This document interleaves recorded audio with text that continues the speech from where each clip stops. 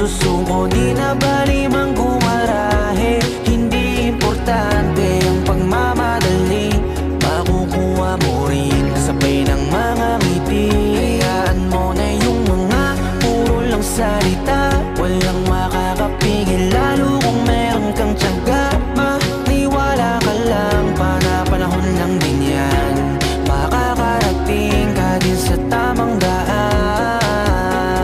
Samahan mo palagi ng dasal, huwag mo dapat kalimutang madalas magpasalamat. Dahil lahat naman ng ito ay siya din naging dahilan sa bawat araw na ikay nahihirapan. Gusto niya lang na ipaalam na imposible ang pupwede na mangyari. Huwag kang matakot paiwanan, di naman to paligsahan para lang may patunayan, di na bali. Ang mahalaga, dapat maging masaya, lalong mahalin ang ginagawa mo.